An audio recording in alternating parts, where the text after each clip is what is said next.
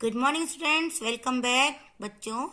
अब हमने जो पिछली वीडियो में यहाँ तक हमने रीड किया था, अब हम आगे रीड करेंगे जो कि पेज नंबर 58 पर है। यहाँ से अगेन मतलब रीड करेंगे हम। बीरबल ने सिपाही भेजकर व्यापारी के सभी नौकरों को बुलवाया। इससे पहले हम लोगों ने पढ़ लिया था, जब चोरी हो गई थी तो बादशाह अकबर ने बीरबल को बोला कि इसका कुछ इस समस्या का हल कैसे भी ढूंढे और निकाले। तो इसकी जो प्रॉब्लम है, जो आके उस व्यापारी ने जो बताया था तो कि ऐसे से मेरी चोरी हुई है, तो मुझे किसने मेरी चोरी की है तो उसको पकड़ने के लिए आप कुछ हल निकालिए। तो बादशाह ने बीरबल से बोला। बीरबल ने क्या किया, बीरबल ने जो जितने भी उसके घर में नौकर काम करते थे उन सबको एक सिपाही भेजकर बुलवाया। जब सभी नौकर आ गए तो बीरबल के समान आकार की लकड़ी की बहुत सी पट्टियां मंगवाई। उन पर कोई मंत्र पढ़ने का ढोंग करके एक एक लकड़ी प्रत्येक नौकर को दे दी और कहा, आज रात को ये लकड़ियां तुम लोग अपने अपने पास रखो, कल सुबह लाकर मुझे दिखाना। जो चोर होगा या जिसकी मदद से चोरी हुई होगी उसकी लकड़ी आधा इंच बढ़ जाएगी। बीरबल क्या बहुत बुद्धिमान था, अपनी बुद्धि से वो क्या कर रहा, चोर को पकड़ने चाहता था। तो उसने अपना इसे एक ढोंग किया कि वो कुछ मंत्र पढ़ रहा है उस लकड़ी के अंदर और उसके अकॉर्डिंग उसे चोर पकड़ा जाएगा।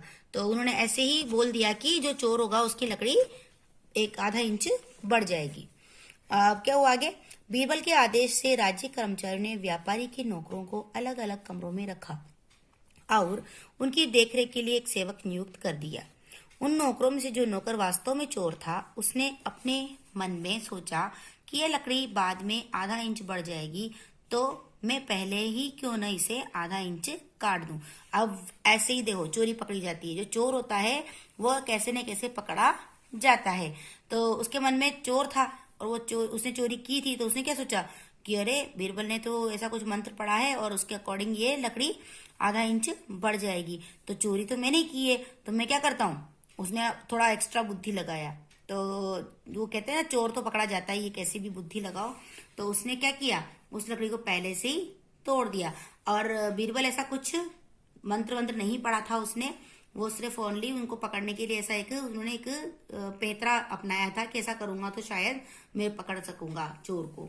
और वो ही हुआ, बीरबल की जो बुद्धि वो काम आई वहां पर। और क्या हुआ, उस बंदे चोर था उसने उस आधा इंच लकड़ी काट दी ताकि बढ़ने पर पूरी ही रहे।